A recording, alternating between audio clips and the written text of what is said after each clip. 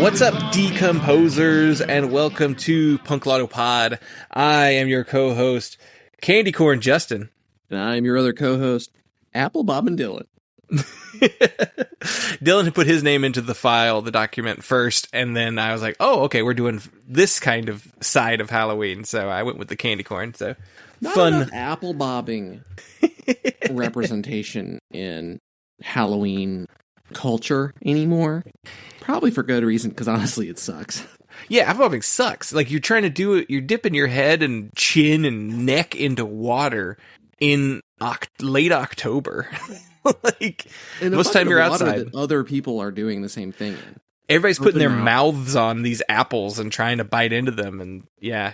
I could see it died out because people were like, that's gross. Why are we doing this? Yeah, now my shirt's wet.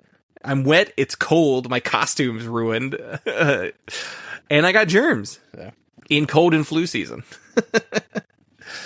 That's right, we are continuing and concluding our Halloween Spooktacular, where we talk about the spooky genres such as horror punk, psychobilly, goth rock, and death rock. So this is our shortened version of it that we started doing, and I think it works out pretty good just to do the 2 weeks, and then we got that bonus week with our Patreon sponsored episode on the Groovy Ghoulies. So last week we touched on psychobilly with the Meteors Don't Touch the Bang Bang Fruit, and today ours doesn't fit neatly into any one specific genre. You would say horror punk more than anything, but we'll get into that a little bit more too. But before we go, if you go to patreon.com/punklottopods, where you get access to all of our weekly bonus audio, where last week we did a 2-in-1 I'm Listening News of the World, where, what did we discuss, Dylan? Mediocre disbands. And I apparently memory hold the band Mediocre. What else? What was in the news? Ace Frehley died. Yeah, Ace Frehley passing away, sad. It was a pretty good episode. It was a little bit of an extra long one, which I guess we were just catching up from the last 2 weeks of not doing our standard bonus content. So yeah, it was a little bit expanded, and then we did some catching up too. You know, Dylan, you talked about a few of your shows or a show you played recently, and yeah, it's just we talked about a little bit of everything. You know, nice little mix of stuff there. Also, you can check out the newest episode of Bookenders. This is the show I co-host with Dave Brown, where we take a look at an album and discuss it from the point of view of their first and last song on the record. And we talked about the Staggers, One Heartbeat Away from Hell. That is our spooky-themed episode for the month as well. And there should be a 21st Century breakdown soon. I wasn't able to post it. I was like, oh man, maybe I shouldn't have started door dashing the same week I need to edit 4 different pieces of audio. So I didn't wind up getting that one done, but that one should be out within the next week or so. So no guarantees, but it's coming. It's recorded. I just got to edit it together and put all the sound clips in there. Also, on the producer tier, for $5, you get your name set on the show every single week. So let's shout out our producers, Dave Brown, my co-host on Bookenders, as well as the writer of the newsletter Oklahoma Lefty. Shout out to Steve Long, host of the podcast Rebel Nerd Radio. Shout out to Jason W., writer of Songs About Chocolate Girls, where I mistakenly said that he was going to be winding down or calming down for a couple weeks. And no, he just announced last week that he's going to start doing 2 a week. So the exact opposite of what I had initially said. he took that as a challenge. Like, what? Am I what? No, I'm doubling up. And our good friend Zach in Oregon. So thank you everyone for being a producer. You also get access to a once a month exclusive bonus poll where you get to determine what we talk about on the next episode. And that poll currently consists of DOA's Disco Sucks from 1978, Kiss It Goodbye's Choke from 1999, Cursive's Burst in Bloom from 2001, and Blacklisted's So You Are a Magician from 2012. So if you want to vote in that poll, we are currently tied between two. Exactly. The DOA and Kiss It Goodbye EPs are what are currently tied. So if you want to be our tiebreaker or submit a useless additional vote for one of those other two, you can do that if you go to the producer tier at $5. And we have our $10 tier where you choose the album we devote an entire episode to. We have one of those coming up in November. So a lot of good stuff over there on the Patreon. Very active. Definitely you get your money's worth. We try and make sure you do at least. All right, let's get into it. So today's episode, we are doing the year 2003. And it was your turn to select something from the spooky genres. And you chose a little bit of a left field choice, but it's also one that I'd considered in the past. So it was one that I think I had even selected as a maybe option last year. So I'm glad we got to do this one, thankfully. So what's going on in our spooky subgenres in the year 2003? So 2003, it's not a great year for most of the genres that fall under our horror punk and goth rock and etc. but one. And I'll get to that one in a minute. But looking at goth rock, it's heavier on gothic metal in this time period. So, like, there's a Catatonia record, Viva Emptiness. There's a Tiamat record. There's a Lacrimosa record. It's a lot heavier. It's a lot more metal-driven. I think goth rock proper is pretty out of fashion by this time period, and it's definitely too early for a full-on revival. I think a lot of the aesthetic has really just been kind of co-opted by metal and alternative metal and industrial even for like a long time. And a lot of the industrial stuff just doesn't even show up here because of how we look at your music for these subgenres to pick from. Yeah, it's funny. They need to pepper some industrial in the future to try to catch some of the like Rob Zombie and those kinds of bands, but yeah, it's weird. Yeah, because there's other like spooky-ish genres. Like metal has lots of like horror imagery in their music too, and like we don't really even consider any of them, mainly because it's not a subgenre of punk. Industrial is one of those weird genres where it's like, what is it? It's kind of an electronic genre. It's kind of a rock genre. It doesn't feel very punk though. But, I mean, I get it. There could be some stuff that people are just labeling as industrial that might be punk adjacent enough for us to talk about it. Yeah, it's worth it including in there, but yeah, I just don't like industrial. That, as we go along the show and as we cover a lot of the bigger names and are running out of stuff and we're kind of having to pick for more obscure records, which, I mean, we can always double up on bands that we've talked about. We've covered multiple releases by bands on the show and just in general. Like, we can always cover every Misfits record at some point. We can fully justify doing that. We can fully justify doing a lot of Misfits, actually. There's enough different things in the Misfits catalog that are worth talking about, even if we're like, we need to do a Graves record, you know. We could probably do a Jerry only record that's not a covers album. We could do another Danzig Misfits record because we did Wolf's Blood, Earth AD, which is like a thrashy album. So like doing a more traditional doo-woppy Misfits record is on the table too. So Sam Hain, Danzig as well. We got some options there when it comes to that. I'm not against, doubling up on people. I think part of the problem with how we're doing it now with a year is it's really limiting what you can pull from. Which I think I opened that challenge. Like, to me, that sounds like makes it more fun to like choose something. We would never have chosen that Meteors record that we did last week if it was just an option on a list of, every other Meteors record included. But I had a good time with it. So I like the restriction or not even restriction, but like the limitations so that you think outside the box. But I think we did. I mean, as we'll get into my almost picked, and when we talk about the record we are talking about officially, the limitation kind of made those more appealing. It's not like, oh, I'm just going to go pick a Misfits record.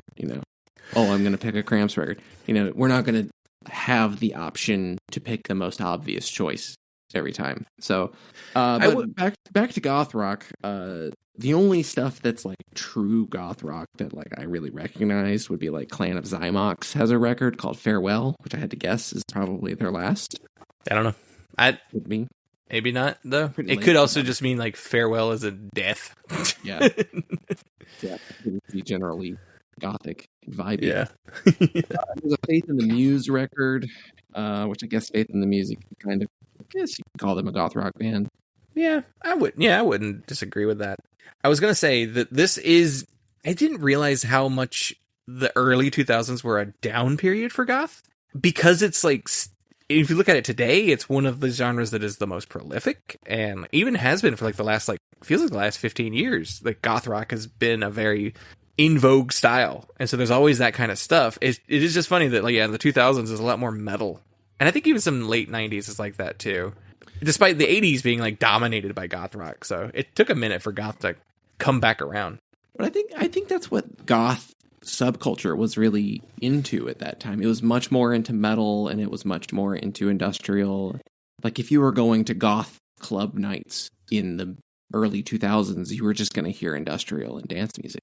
So not as much stuff coming out that is doing like an 80s goth thing, which it had a very long run. I mean, The Cure was making records almost up to this point. Death rock, similarly, not a very active genre at this time. Honestly, I put a bunch of names on here that like kind of sound like names I've heard before.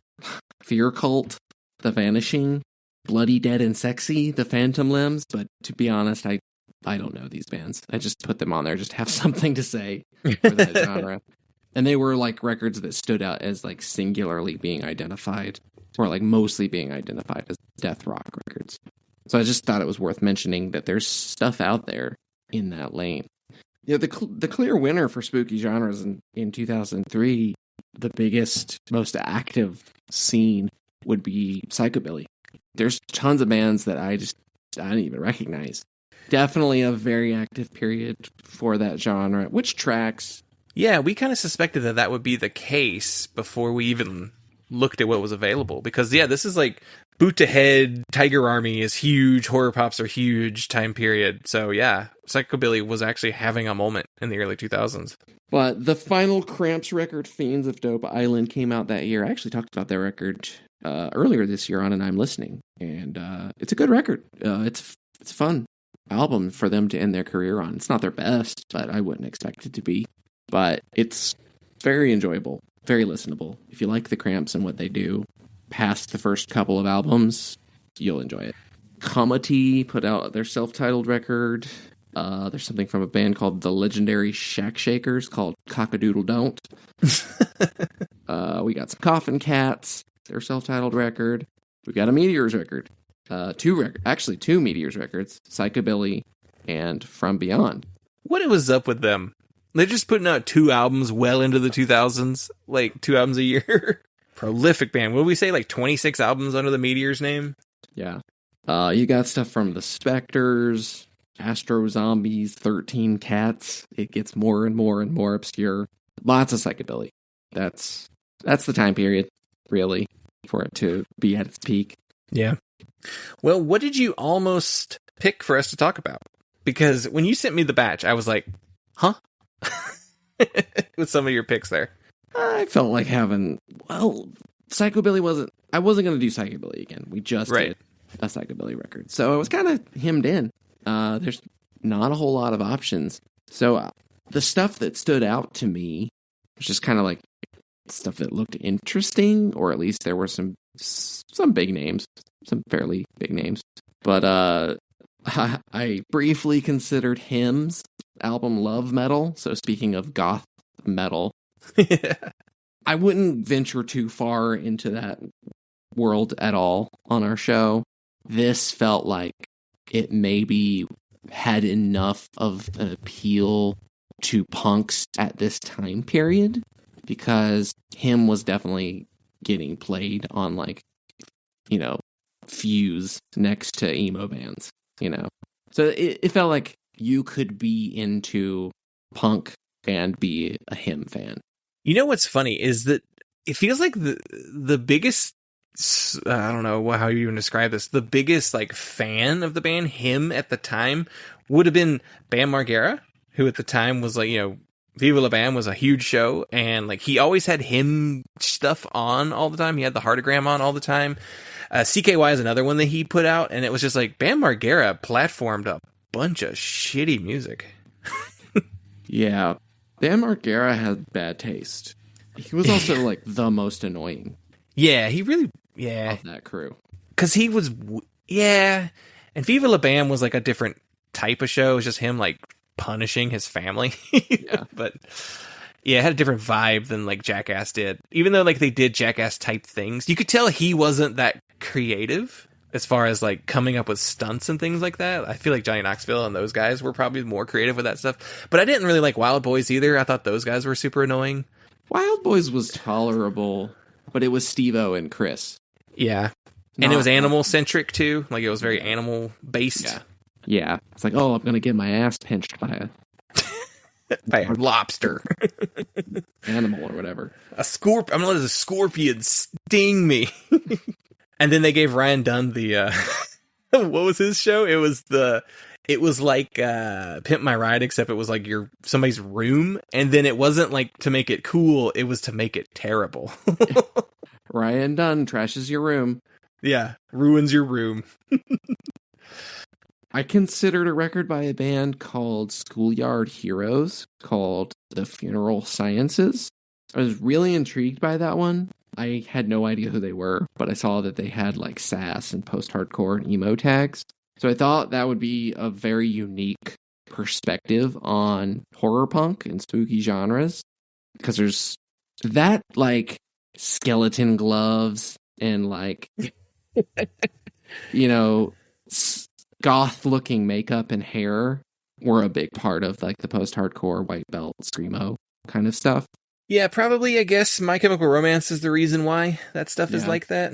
Well, I mean, I think it was just generally in the same world.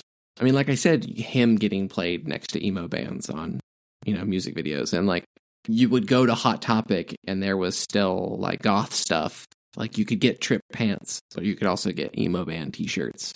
And Nightmare Before Christmas. Yeah. So there was a lot of overlap, I felt like. So I thought this would be an interesting one to talk about, but I went and sampled it, and it's not very good.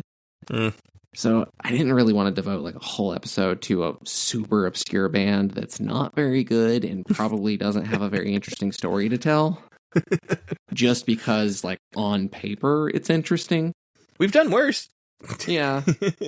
But there were better options, really. Yeah. Yeah, if you'd selected that out of the 4 you sent me, I would have been like, what are you doing? Yeah. What is this? I would also expect it to be really good. Yeah. Which is what I was hoping. I was like, maybe this is going to be like really, really good, but it's not. It's not very good. And I considered Beyond the Darkness by Balzac because that's one of the bigger names in horror punk.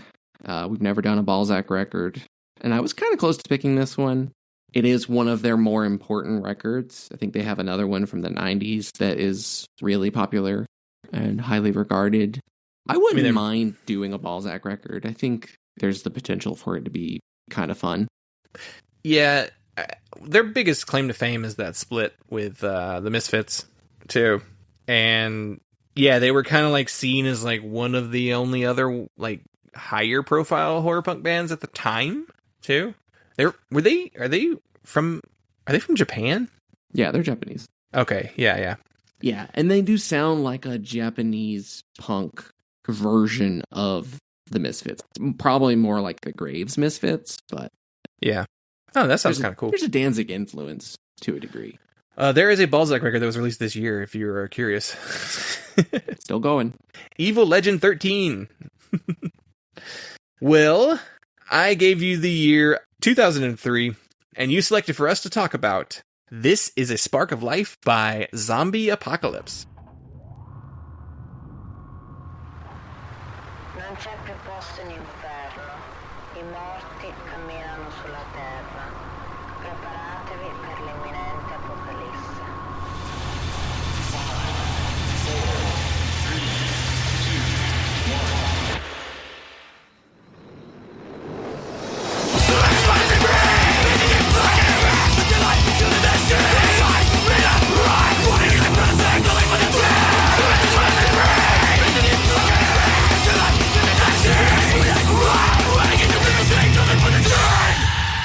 Jesus, you stink! Somebody piss on you! Some stats on the band. This was Zombie Apocalypse formed in the year 2000? Question mark. There's a little bit of trickiness on trying to figure out exactly when and where this band started. They are from New York / New Jersey, and they played a style of metalcore mixed with some thrashcore as well as some crust too. This was released October 14th, 2003 on Indecision and War Machine Records. This is a split release between labels. And the personnel is Matt Fletcher on bass, Greg Thomas on guitar, Matt Fox on guitar, Eric Dellin on vocals, and Ronan Kaufman on vocals. And this was produced by Matt Fox and recorded by John Neclario. All right, so why did you choose this album for us to talk about? Well, I liked it. I mean, I knew who it was. Yeah. I was like, oh, Zombie Apocalypse. That's the Shai Hulud horror hardcore band. Yeah. So I figured, yeah, that's probably going to be the most enjoyable thing I could have picked from this year. And I think it is. And I went and sampled it and listened to like the first song. And I was like, yeah, this is good. This is the one. I'm going to do this. I don't really have much experience with the bands otherwise. Just kind of knew who they were. That was really it.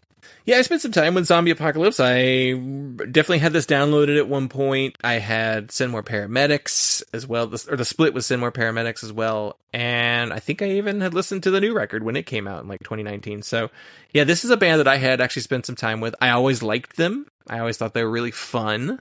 And again, they were the Shai Hulud side project. So it was it had a different feel to it, but honestly not that different of a feel, which we'll get into. But yeah, I spent plenty of time with Zombie Apocalypse. They're one of those bands that you just put their entire discography on and you'll be done with it in half an hour, really. It's very, very small output, and it's fast paced too, so everything they put out is short as well. So yeah, I spent some time with them. I always liked them, and they were always one that I enjoyed.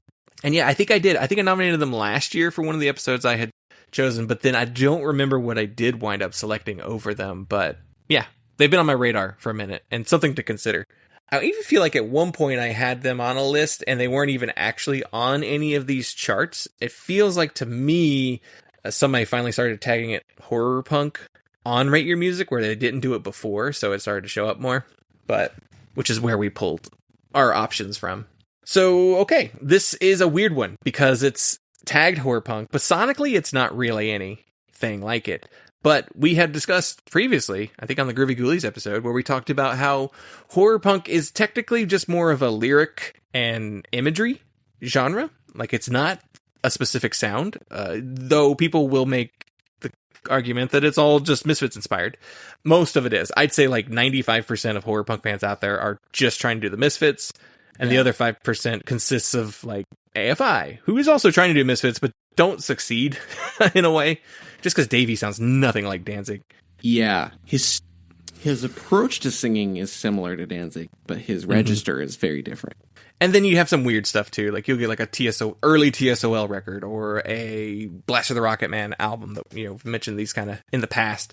It's, like, random bands that don't have huge footprints either in the genre or as the tag of being viewed as a horror punk band or a spooky type band. So this was actually kind of nice to step outside of it. But what is this little pocket of 2003? So stuff that you can really properly call horror punk. Misfits put out Project 1950, which we have done on the show. Blitzkid put out Trace of a Stranger, and I almost consider that Blitzkid record. That's another one. That's another big band, right? Yeah, that would be one of the 5 horror punk, like big name horror punk bands that you could pick. Yeah. Alkaline Trio's Good Morning is tagged horror punk on Rate Your Music. I would not call it horror punk, but it does fit that horror inspired aesthetic and gothy aesthetic. It's a Groovy Ghoulies situation, right? Right. Like sonically they don't fit in with anything else you would ever call horror punk, but they have songs about vampires and coffins and murder. It's like, it's so horror coded that, like, yeah, I think it's a fair consideration for what we're doing here. Alkaline Trio is a lot like, I don't know, like a band like the Gun Club, where it's like, well, the Gun Club's not actually psychobilly, but I wouldn't be mad or I wouldn't disqualify them from being selected for a horror themed episode. It would be fun to do like Crimson, yeah, for a Halloween Spooktacular episode. We'll have to keep that in mind. Just like the peak gothy Alkaline Trio. But yeah, like Alkaline Trio also, I feel like they're similar to AFI too, where it's like not all of AFI's discography is really horror punk or goth rock or whatever. They're a band you can listen to year round.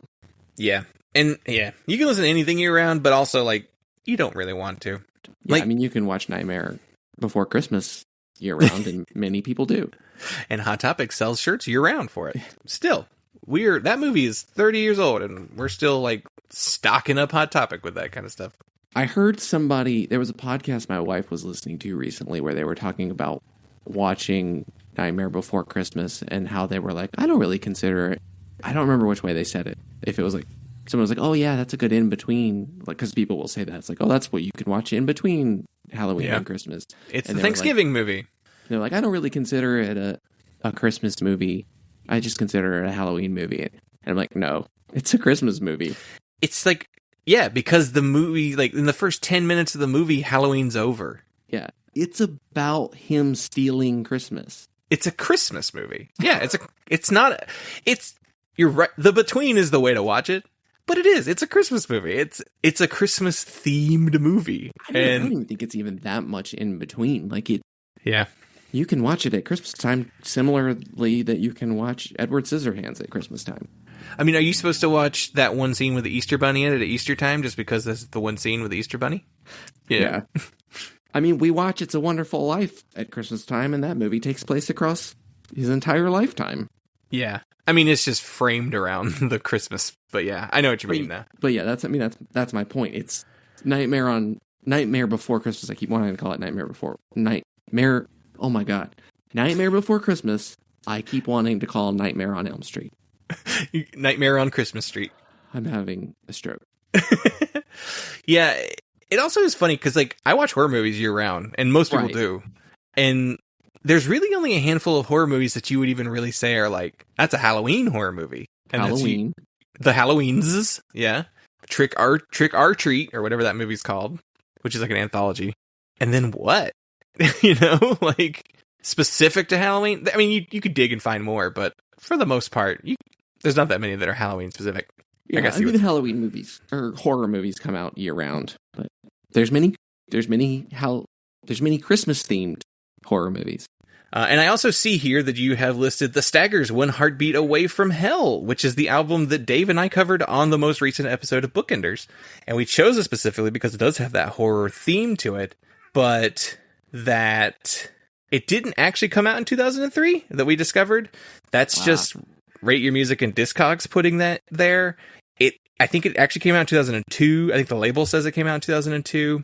And then, like, if you look at Spotify, it says it came out in 2005. So they're such an obscure band that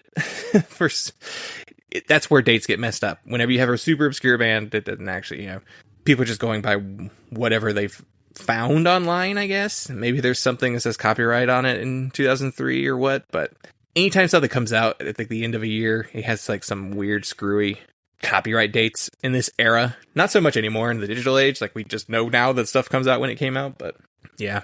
Well, to continue into the label side of things, so War Machine Records in 2003 only had one other release, and that is The Procedure for Janus, which was a 7-inch. This is Bill Henderson from Thursday's band that he did, I guess, right after Thursday, right? Because he's the one who left after the first record, and they brought in the second, the new guitarist for Full Collapse. So this is the only thing that, War Machine put out that year, besides this Zombie Apocalypse album. And then Indecision Records in 2003 released music by Death by Stereo. That's Into the Valley of Death. There is a compilation from Unbroken called Death of True Spirit. And then there's a couple other releases from the bands The Suicide File, In Control, and Over My Dead Body. Funnily, there's a lot of death in those band names. Death by Stereo, Unbroken, Death of True Spirit, Suicide Files, Over My Dead Body. A lot of death going on in Indecision Records in 2003.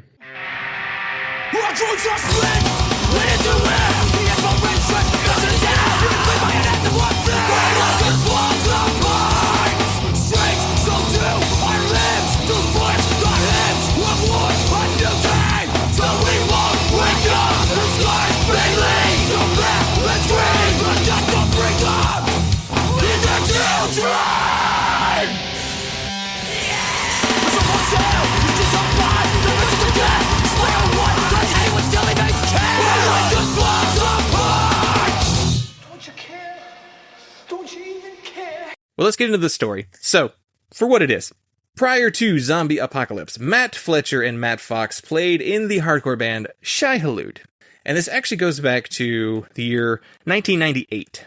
And Shai Hulud members Matt Fox and Chad Price had decided to form a zombie-themed side project called Boddicker.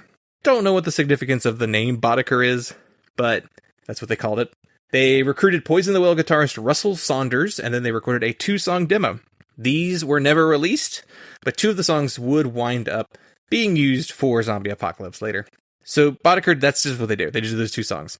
Boddicker, I don't know, but I wonder if it's a reference to Michael Boddicker, the film composer. He did the score for Buckaroo Banzai.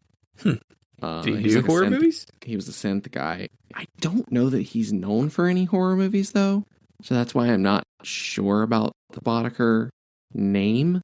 Or it's in reference to the Baltimore Orioles baseball player Mike Boddicker.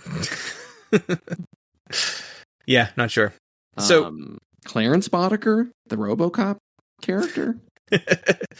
That's possible, I guess. Like, they may have intended to go in more of like a Graph Warlock, like, cinema grind direction, but they just decided on zombies. Yeah, maybe. Now there actually is a band from Indianapolis called Boddicker, though. All right, let's continue the story. So the Matts, Fletcher, and Fox used to go to this used record store in Florida. It's like a record store, bookstore. Very, Dylan, you would know this as a McKay style. It's a lot of books, CDs, albums, movies, all kinds of stuff. A little mix of everything. Just a used store. And they would just, go through the shelves, and they were like, hey, do you have this? Oh, okay. Or, oh, have you ever heard this? That's pretty cool. And so one day, Matt Fletcher, who's like a huge like zombie movie fan, he was super duper into the Romero zombie movies. And it's funny because like I was reading some interviews with Matt Fox, and he was talking about how like at the time zombie movies weren't like the trend, they weren't the big thing, and really most of the zombie movies had been left behind in like the 70s and 80s and 60s too. So this was like a period where like if you were into zombie movies, it was kind of like your niche, that was your thing, instead of this more mainstream kind of thing that it eventually would become. But they would be going through like these books, and then one day he called out a book title called The Lonely Road Warrior Fights Off in the Zombie Apocalypse. And then Matt Fletcher was like, holy shit, what is that? Because apparently his 2 favorite things were Road Warrior movies and zombie movies, which is such a like 80s guy kind of thing to be so into. And he got super excited. He's like, what is that? That sounds like it was made perfectly for me. And then Matt Fox was just fucking with him and just made up some title. And they were like, Zombie Apocalypse would make for a good name, though. And then they went home and got on the internet in like, this is like 99. And they're like on the internet and they're looking up like, has this been used for a band before? And the only thing that had shown up is like, there's like an EP from like a metal band. Who is the band? Which if they could go do this in 1999... nobody has any excuse. Right. Just Google your shit and figure out if it's if it's actually been used before. That's like the first thing I did with this podcast. I was like, let me make sure there's nothing out there. Mortician had an EP called Zombie Apocalypse. And weirdly enough, every review written around the time this came out mentioned that Mortician EP. And they're like, I hope it's not like this Mortician EP. So they all hated it too? It's weird. I don't know how everyone was familiar with it and hated it at the same time. I don't think I've heard Mortician in my life. But so once they decided to actually continue forward with Zombie Apocalypse, Chad Price is already out. Russell Saunders is already out. And so Matt Fox brought in his Shai Hulud bandmate, Matt Fletcher. He also brought in Ronan Kaufman, who played in the New Jersey hardcore band Try Fail Try. And while they were recording, they decided to call in Eric Dellen, who played in a metalcore / nu metal band called Lockdown. He played drums in that band, but they brought him in to come in to record some backing vocals. Eric would do like lower, kind of like more deep kind of metal style vocals. And they thought that, he's like, man, he could go forever. He never gets hoarse. He never loses his voice. He can just keep doing it. Because Ronan had this like higher, kind of shoutier kind of voice. So it was a nice kind of balance to have like a high and a low singer in the band, especially with the kind of hardcore that they were playing. And so they liked what he did so much that they're just like, you just want to be in the band with us? So they became a 2-vocalist band. And Matt Fox says the Zombie Apocalypse became a priority when Shai Hulud's future was uncertain.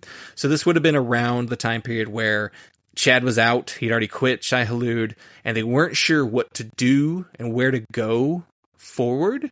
And so they were like, well, while we're trying to figure out what we're doing with Shai Hulud, let's just like try and make zombie apocalypse a thing. And they toured. Like they focused on touring with this band. And Ronan right off the bat says like, I cannot tour. He's like, I have a family.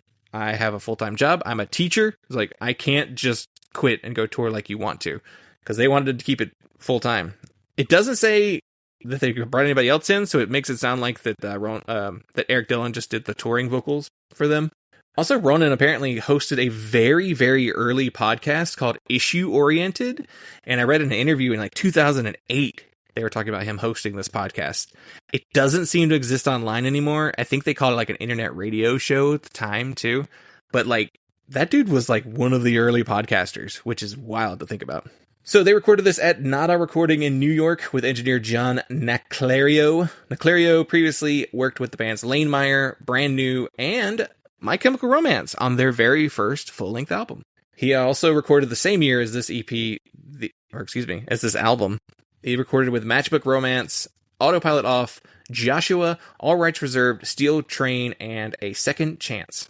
And this was released on both War Machine and Indecision Records.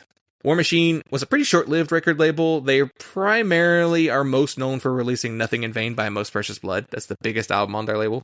Indecision, that's an old label. They've been around since the early 90s, and they released albums by the bands like Strife, and Throwdown, and Adamantium, and tons more. Still active label.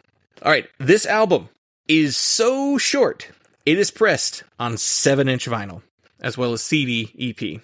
They also did like a little gimmick with the B-side on this that has a reverse groove, which means that you start the record by putting it on the center of the record, and it goes out to the edge. That would not work on most of those turntables that just click off once you get so close to the center, because it's got a little whatever sensor or whatever that tells you, turn it off, it's over, the record's over, and that's where you're trying to start from. So it's kind of funny. It's like a lever once the arm gets far enough. Yeah. Yeah, it would not work on most turntables, actually. It really only works on the ones that you have to like go manually take the needle off. Yeah. Because if you or even like those let it run, it'll just be like yeah. Just like riding against the label, center label. Yeah. Kind of annoying. Yeah. It's like I had 5 inches that I couldn't play because they get too close to that lever, and it just they turn off before you can even get to the first groove. But the album cover is painted by Dan Henk, who did the original album cover for Coalesce's 012, A Revolution. That weird whatever that is. It looks like a fetus floating through your something. I don't know what that is. And he did the Shai Hulud Hearts Once Nourished picture disc art. Not the actual album cover, but just the picture disc art. And the band's lyrical themes are centered on zombie and apocalyptic imagery used as a metaphor for political and social commentary. Like zombie movies. At least the Romero kind. No one who has the slightest spark has to endure a moment's oppression in this world.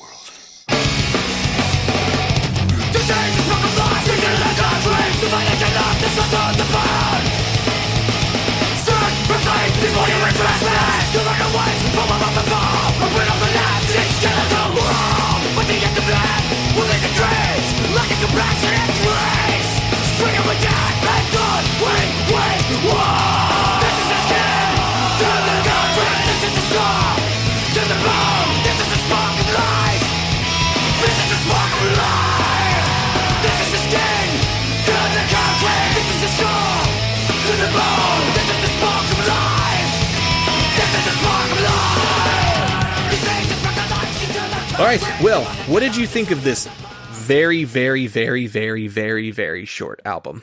You Freudian slipped and called it what it is. It's an EP. Yeah. So, okay, we're on this weird technicality thing going on here. It is 10 tracks. It is 11 minutes long. It is pressed on a 7-inch, which means like each side is like one's 5 minutes and one's 6 minutes. That's so short. I feel like the EP LP rules like have to be modified for like power violence and thrash bands. Yeah. Thrashcore bands. Because like grindcore bands, like what track count does it have to hit to really where you just have to call it an album? Like what is the absolute shortest it can be? I mean, I guess you can call this an album. Okay, my personal rule is 10 tracks or 20 minutes. Like, that's kind of how I used to say 30, but there are so many like 25-minute 7-track albums that I'm just like, that's technically an album, I think. Also, it depends on marketing. Like, how is it marketed? There's a lot of things to consider. For me personally, I think the band considers this an album. I think it has the 10-track rule, and because the style of music is like, it's such fast, short songs that to me, it should still be considered as an album, regardless of the runtime. I think people at the time even considered it an album too. Most of the reviews I read, because all the reviews I read complained about how short it was. So maybe that's the rule. Just generally in punk, it's got to be more than 10 songs. Yeah. Though, I mean, I've heard plenty of 7-song albums that are like 25 minutes long. But I guess you would say that might be a mini album. I don't know. It's weird. It's all... Not really a thing. It's such a, like... I don't know how... It's a rare example of something like this. You just kind of got to take it on a case-by-case basis. This one is kind of a cheater because the intro and out, it's kind of intro-outro track that are just like intro-outro space noises. And it's like, this is an EP. It's like, I know you called it an album at the time, but your label's like, we could press it on 7-inch. And they're like, yeah, that's fine. Discogs has it as an EP. Rate Your Music has it as an album, I believe. Yeah, I don't know. It's a weird one. I would call this one an album, but it's barely one. Yeah. Yeah. We very much are cheating on this. Yeah. It is so short. Anyway, thoughts on it? It's good. I mean, it's really fun. Really no complaints, other than it is actually too short. Yeah, I mean, I agree with you. I think this is a super fun record. I love how it sounds. I love that the songs are short, but it is one of those rare cases of me being like, man, this could have been a little longer. I've been down for that, you know? Yeah. I do wish they had just a few more songs. I think if they had pushed it up to 15 minutes, I would have less of a problem with calling it an album and would have enjoyed it more. Yeah, I do kind of... It's really over before you get fully into it. I guess you're into it pretty much at the end of the first song, and the first actual song is like a minute long. Not even a minute long, literally 18 seconds. Yeah. The first 2 songs are about a minute. So, yeah, you just never really get... The momentum just never built up enough. That is the biggest issue. Right, because there is something to be said about momentum. Like, I get it, it's pressed on a 7-inch, and I think if we listen to it as a 7-inch, like you put it on your turntable and listen to it that way, it would be less frustrating, because you know how long a 7-inch is, you know? You've listened to plenty of singles where each side is 5 minutes, and that's, you know, you're good. That's one song on each side, you're done. So I find the 7-inch an annoying format to like actually listen to physically when you have the copy, but listening to an EP is fun. So yeah. And this is a case where, yeah, if it was a longer record, I think it would have actually like stood out a little bit more. This is also a case of a band that whenever I tend to listen to them, I tend to listen to their entire catalog at one time, because it's just that easy to do. It's that quick. It, like I said earlier, like, and you could listen to everything they did in less than half an hour. No problem. But it is a lot of fun. I mean, it is, as short as it is, it's a lot of fun. Very easy to come back to. It really is it's a very interesting band, because it takes the short songs of like Power Violence grind, but it's not really Power Violence. And there's some speed that gets close. There's some songs that get close on here to like a thrashcore or a Power Violence band, but it doesn't have that like crusty aesthetic. It doesn't make the choice of speed over technicality. So they're a very unique kind of band, because they have speed and technicality. And like, honestly, I kind of think this is an improvement on Shai Hulud. Like, that's an interesting take. Formula of Shai Hulud as a band, I think, is really interesting. And I think Shai Hulud are a great band. I enjoy listening to their records, but they can feel a little bit overlong. And sometimes the songs do maybe feel like they're going on for a little bit too long. And this is like taking that idea of Shai Hulud of being like, oh, there's like 20 riffs in this song, but condensing it to under 2 minutes, under a minute. is like, it just makes it even more impressive. That's like, oh shit, you crammed that many different little riffs into this song. I think that's a really cool way to do a technical hardcore band, to just as quickly as possible get through as many ideas as you can. Yeah, it's interesting. So I was reading, interviews and things that were written about the band around the time, and the genres they did compare. They said we're doing metalcore, like Shai Hulud, but we're also doing like thrash or crossover, or thrashcore. And I think that's what they're pulling from. I don't think they're pulling from grind and power violence on this one. I do think their later record, they did actually pull more from that. But on this one specifically, I think they're just like, all right, let's do our thing, but like play it fast and thrashy. And that's how they kind of like formulated this band. You're right. It is an interesting band because it's like they're a stopgap band. Shai Hulud was on hiatus while they tried to figure out what to do after Chad Price left, and they wind up getting that one dude, that Grief or whatever his name is. I cannot remember that guy's name. But this was just like, all right, while we're figuring that out, let's tour Zombie Apocalypse. Oh, that's right. We picked a guy who can't tour. Cool. But at least we have this other singer. It is weird. It's like they said, all right, let's take how we write songs and try and do them differently. And the Shai Hulud DNA is all over this thing. Well, it's like there are the Shai Hulud chords, those right. kind of emotive, really chunky, dissonant, complex chord voicings that they use. And there is that sensibility of like those riffs of just being like, which there's a little Dillinger Escape Plan mathcore similarity to some of the stuff that they're doing, because it is like a really tight, technical, really heavily syncopated kind of riffing. But yeah, it is boiling that down to a thrash mentality of just being really fast and pummeling and in and out real fast. Yeah. What do you call... You mentioned the riffage. What is this kind of guitar playing that... I mean, Shai Hulud does... It's Matt Fox and Fletcher's. Actually, I think Fletcher played bass in Shai Hulud. It's Matt Fox guitar is really what that is. What is it? What is that? It's like... It's bright, almost. It's kind of airy, but also, like, sharp and emotive, I guess, is the one word you use there. It's minor. They're like minor keys, right? But they're also like high up on the neck too. Well, he's using more, and the really prominent like aspect to Matt's guitar playing is that he's using full voiced chords. It's not just power chords. He's not just doing the root and a third. He is using. He has some tonal or a root and a fifth. He has some tonality in there. He has minor thirds in there. He has. I mean. Like hardcore has often done like the minor second the super dissonant, botch chord thing. Like, but that almost in its own way and how it's been used so much in hardcore is just like a different kind of power chord. But he is doing kind of like it's almost like a Bob Mould, Husker Du kind of sense of like, I'm going to use a whole bar chord. And he's not necessarily using full bar chords, but he is throwing in like something else to give the chord more flavor.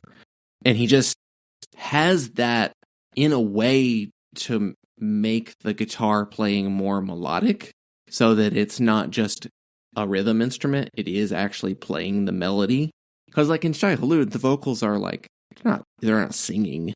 They're shouted, screamed vocals. Like they're much more in line with what hardcore vocalists do. So the guitars are just doing what an emo band would do, but then you're adding in metalcore drums. And, I would say there's probably a lot of metal influence on his guitar playing, but I don't think that he ever really goes fully metal. Yeah, I've always considered, even though people call Shai Hulud like a metalcore band, I've always thought of them more of just like, well, no, it's more of a hardcore band that just has some metal riffs. Like, I don't feel like they write songs like metal bands do or metalcore bands do. It's like a weird fine line distinction. I'll probably wind up covering them on the Metalcore Chronicles whenever I get that far up, into the series. But they're a weird band within metalcore as it is. Like, I think of them more as hardcore first. And it just made me think, I was just like, there are exactly 3 bands that sound like this sound, and 2 of them are Matt Fox bands. It's Shai Hulud and Zombie Apocalypse. The third is Strongarm, which he filled in for live at one point, and Steve Klysath, who played drums in Shai Hulud, played drums on the second Advent of a Miracle, the Strongarm record.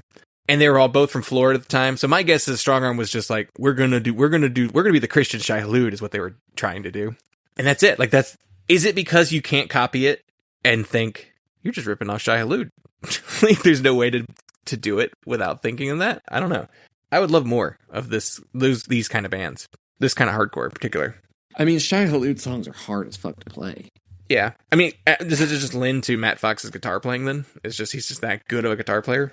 Because Strongarm, like, they're doing the Shai Hulud thing, but they don't sound exactly, it's clearly not Matt Fox playing guitar in Strongarm. I don't know. I love that kind of riffage, though. It's just, whatever that is, it sounds so good. Yeah, I think he learned a lot of his guitar playing from, like, 80s metal. That would make sense. I think that's when he started playing guitar. He was into 80s metal and just got into punk early on. I think that's a lot of just a lot of his guitar playing. I think it's just that he's been picking up stuff over the course of his entire life, and it all kind of gets rolled in there. Yeah, it's such a short little EP that it's kind of hard to really even talk about individual tracks. There are some songs that I pointed out in my notes to being like, oh, that's especially reminding me of Shai Hulud. That'd be like Red, Black, and Blue. This is a Spark of Life. There's some of that there. I did find it kind of interesting. I felt like I heard a little bit of Dangers in here. I see that. The higher vocals remind me of I forget his name. Brown, I think is his last name, on the lead singer of Dangers. He has a similar voice to like the higher vocals on here. And then there's some songs on here that I was like, well, that sounds like Justin Smith. That's a Ghost Limb ass vocal line right there. And so I was like, oh, okay. I wonder if they were into this kind of stuff. I could see it, especially like this record. I think Justin Smith and Matt Fox probably have a lot of similar musical influences too, in terms of guitar playing and like 80s hardcore and metal. Mm-hmm. I think there's a lot of overlap, a lot of Metallica influences and Slayer and those things that like, and I mean, I don't know, those feel like really broad comparisons to make, because for a long time that was like the most technical anybody could get in terms of like learning to play the guitar. You're just like, oh, I'm going to go take guitar lessons and some long-haired guy is going to teach me Metallica riffs. So like everybody kind of has those similar influences. Like they talk about Zao, like Russ could play every song, every riff, and every solo. Yeah. Or like at least every riff on like the first 4 Metallica records. It's kind of like that was the textbook for everybody. Which, I mean, Zao's not too far off, especially those like More Blood and Fire. I think has a lot of similarities to some Shai Hulud. Because that's the problem with Zao records too. There's not a ton of Russ records, because he was in and out of that band.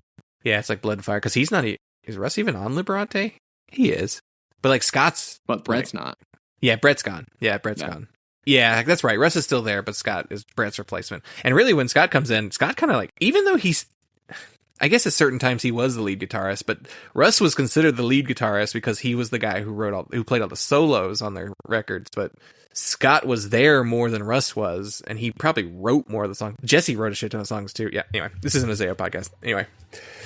Yeah, but yeah, it's just Matt's particular approach to writing it's difficult to imitate. It's difficult for anybody else to arrive at the same conclusions. It's so progressive too. He's like, it's the riff that you come up with that get played one time in the song, and they do that here.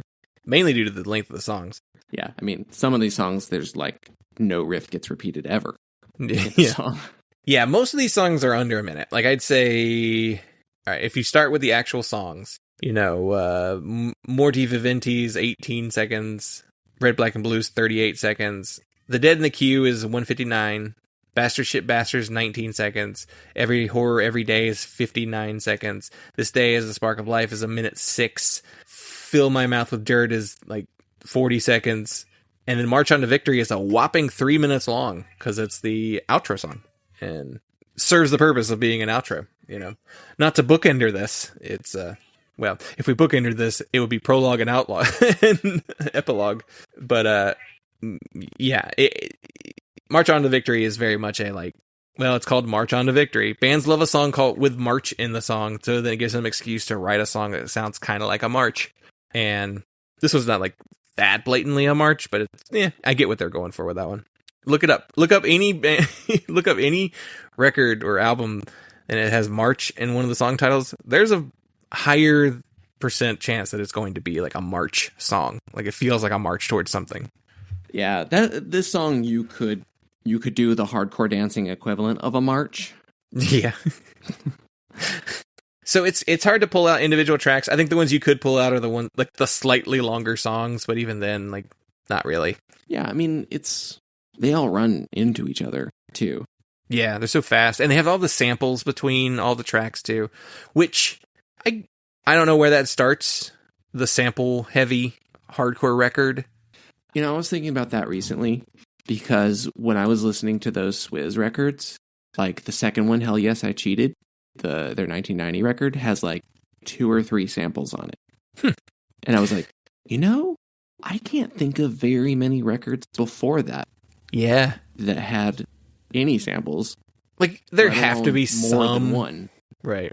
Yeah. It feels like the 90s is when like every metal and hardcore, well, not even metal, but mainly every hardcore record would have at least 1 or 2 samples on the whole record. Then we get into the 2000s. That's where you get those bands who are just like, we're sample bands. Like we do samples as our thing, which Kill Whitney Dead was like the biggest one at the time. Unfortunately, that's one of the most misogynistic bands I've ever seen. And people didn't listen for the lyrics. They were listening for the samples, but, because the Demonstration, right? Was that the band that was like the other Kill Whitney Dead members doing instrumental versions? And nobody gave a shit about that band. But then Graf Warlock is like the other one that's like, oh, you come for the samples. Yeah, I mean, it became accessible to do that in the 90s. Samplers easier to get all that. Easier to use, but like, is it a hip hop influence? Oh, maybe. Yeah, it just made that. Boys? It just made that technology easier. Yeah. Yeah. That's true. That's probably where it actually comes from. You know, we could play a sample. And even then, like that technology was actually more just sampling beats and doing things, you know, or specific things and musical things. Push a button and it records a sound and then you have a boom, boom. Yeah. Thing that you can make a beat with. And I feel like that was the initial idea, is that's what the sampler is for, is just to do that kind of stuff. But then I guess somebody later was like, we could use it for movie clips.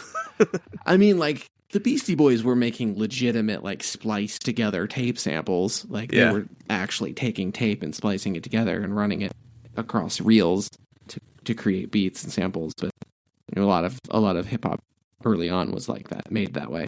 Yeah.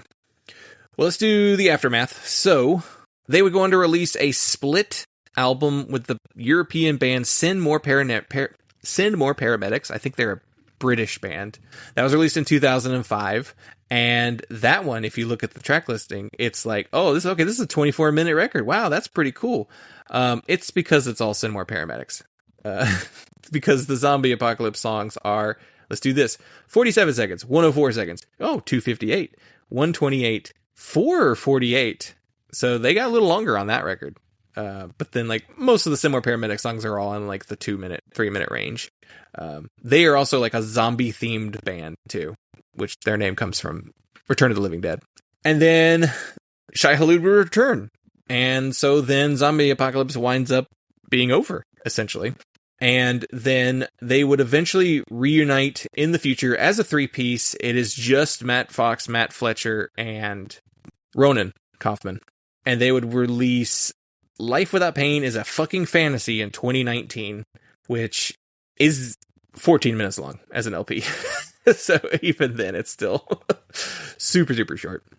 Greg Thomas would go on to play in Shai Hulud. He would join them in the reunited version with their new singer. He also played in the band End, Misery Signals, With Honor, Wrench in the Works, because he's a Connecticut guy, and Enabler, as well as a bunch of other bands. He would co-found his own studio called Silver Bullet Studios in Burlington, Connecticut.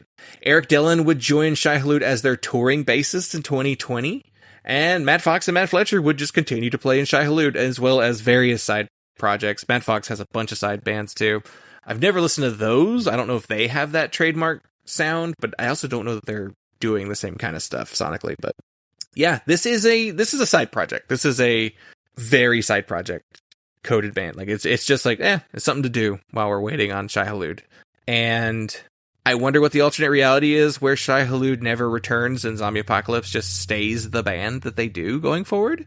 I wonder, do they start writing longer songs? They probably do. I imagine they would. But yeah, that is kind of a fun little thought experiment. I don't know, or they might just wound up breaking up after a certain point anyway, too, due to Ronan not being able to tour with them. I don't know. I'd be very curious to know what could have happened with this band, but I don't know. I see. You were going to say something. The reunion Shai Hulud stuff is really good, but it's not the most essential. I think if we got a few more, great Zombie Apocalypse records, that would be a fair trade. Yeah, I mean, I love Shai Hulud. I don't think they have any bad records. Yeah. It's really about Matt Fox's playing. Yeah. So you get that either way. Yeah. Because, they had so many different singers. Because I think there's even, a third singer at one point before even Chad Price comes back. I wonder if I don't think there's a documentary about Shai Hulud out there, but I'd be interested in them putting one together, because I feel like their story is fascinating. They had 10 singers in the 90s before they even got Chad Price to do vocals.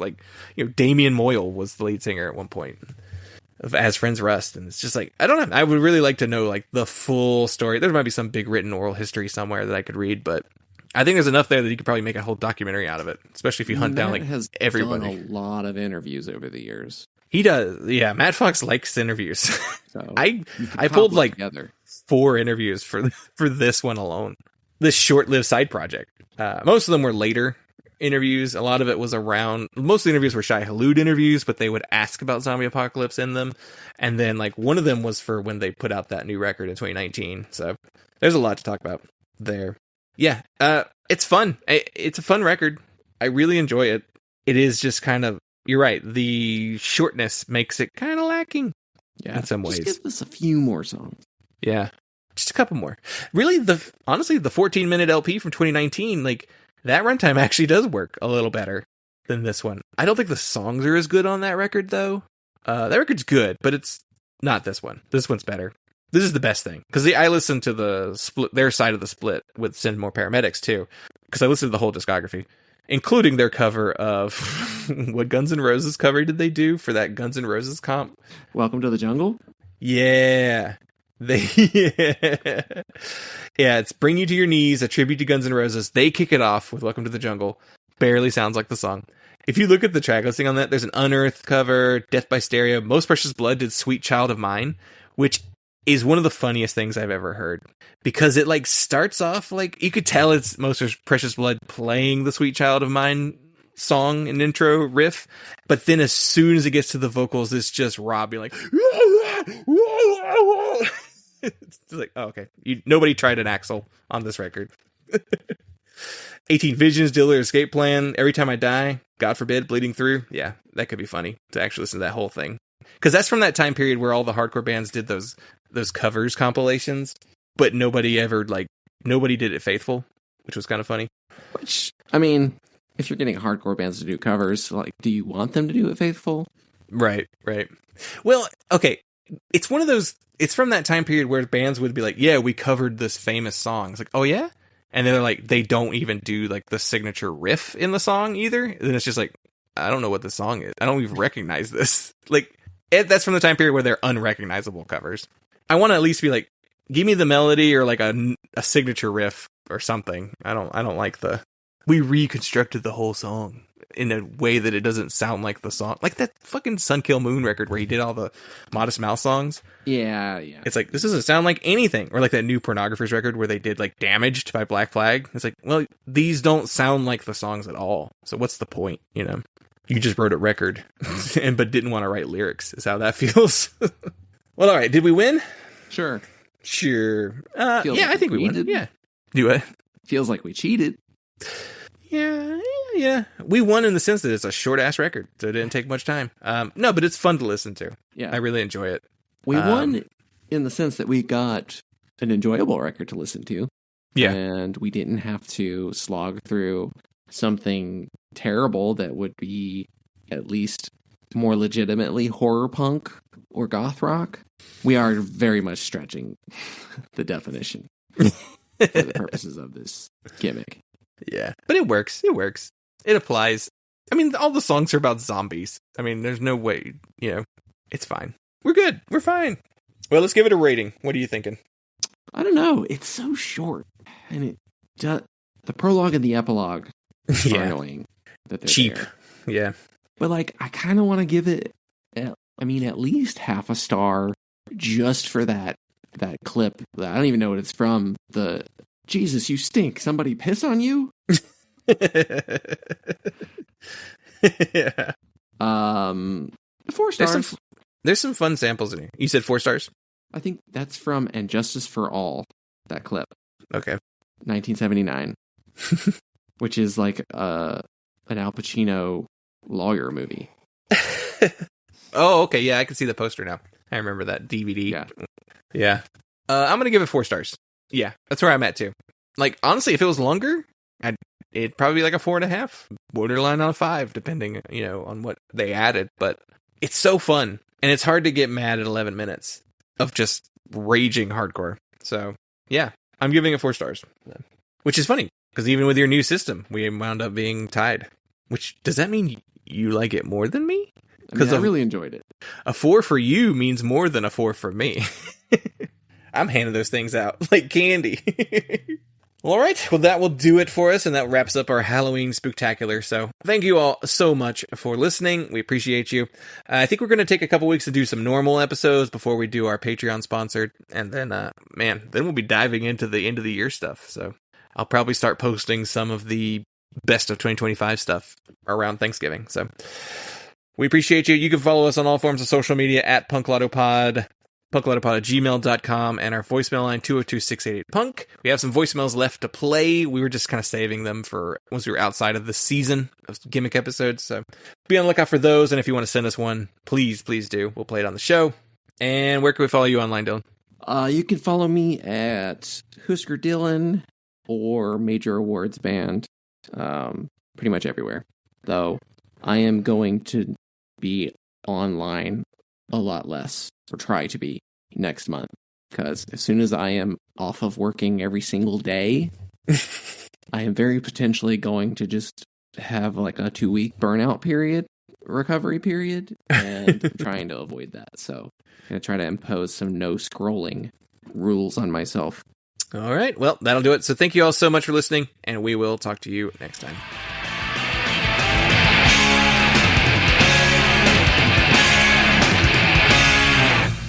To order Punk, call the number on your screen. Rush delivery is available. Remember, this special offer is not sold in stores.